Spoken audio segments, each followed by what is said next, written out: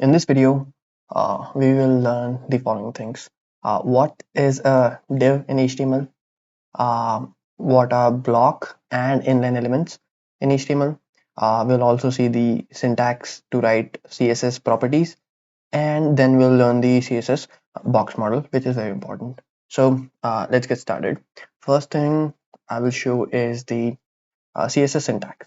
So I told you about selectors. You write like this for class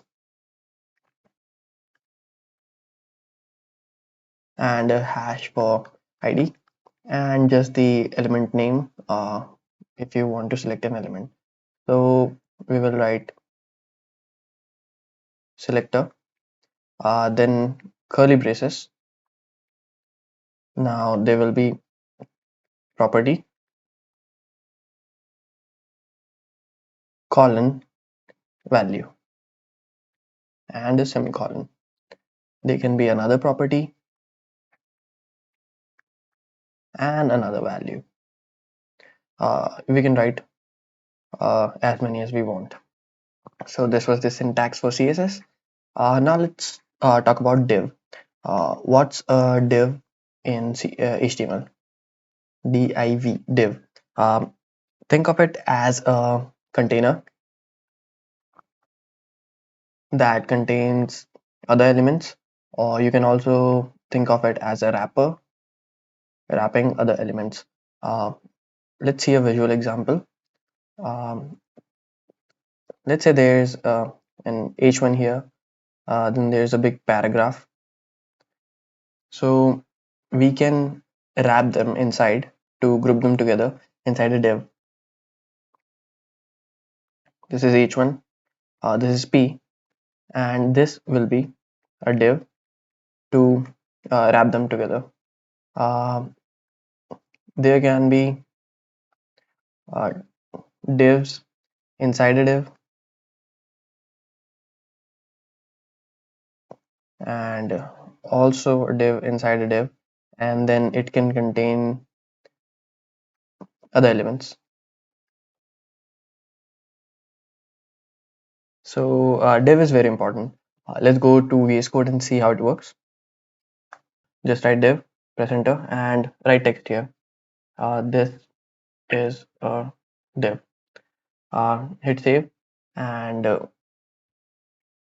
let's add a little bit of style to it. So we know the selector, write div, curly braces, property. Property here is background color, and we will set it to red. And it is just for now. I will tell you what this property means. Let's hit save and go live. You can see there's a div. Now let's add a few more of them.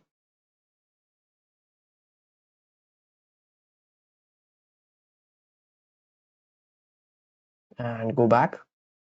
You can see there are multiple divs, but there are two things that you may have noticed.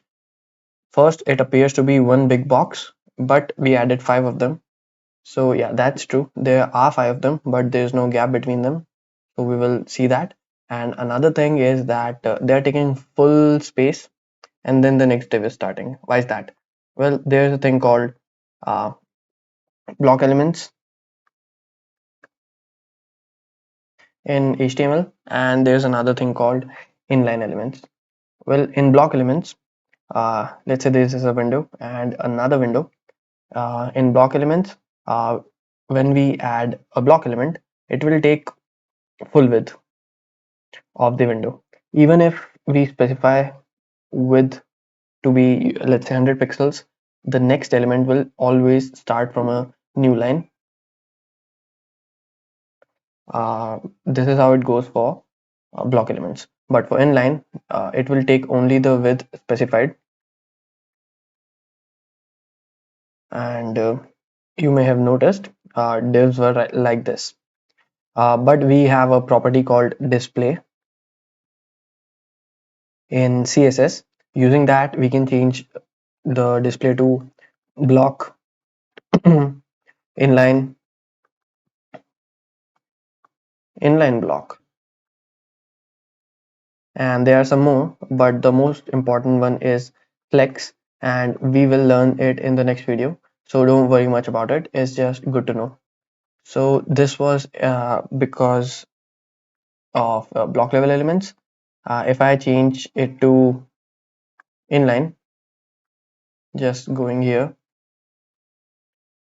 hit save, you can see they are just taking only the space that is needed. Now let's revert it back and try to add some gaps between the elements. So let me tell you about some properties. The first property that you should know is margin. It is the imaginary, or you can say invisible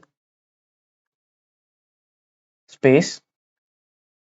This is important, outside an element.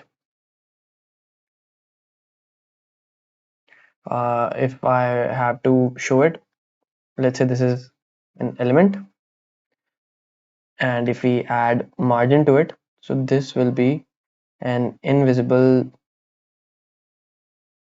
space that will be outside of the box. So let's say we have two divs.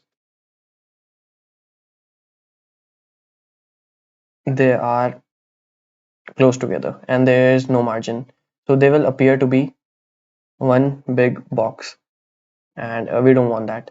So if we add margin and let's say 10 pixels, then the boxes will be like this.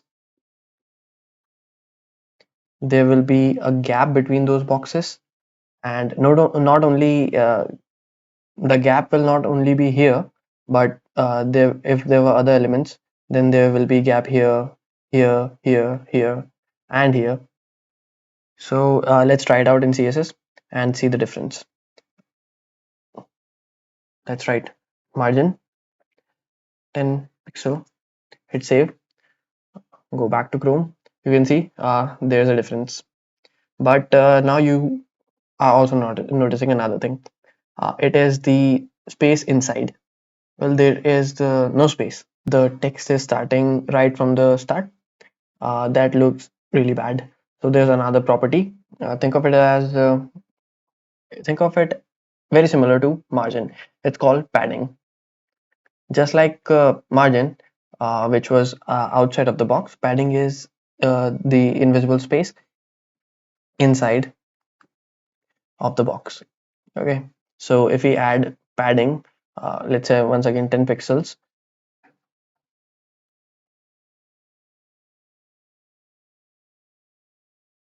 you can see there's a padding top, bottom, left, and right of 10 pixels. Now the text looks much better.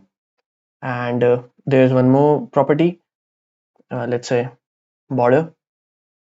We have to write it here, and we hit save. We added a border of 1 pixel. This is border type, and this is the color of the border, and hit save. And if you go back, there's a border.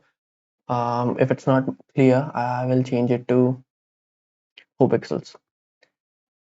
Now you can see a prominent border. So the thing I just told you about is it's called the box model,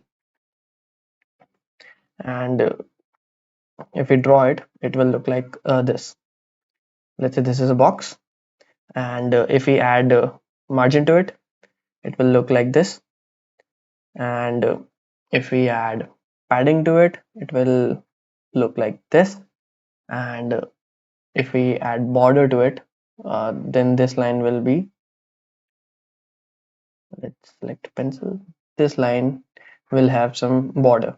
So let's say border, padding, and margin, and the content will be here. This will be the place where we see the content. So this was the box model.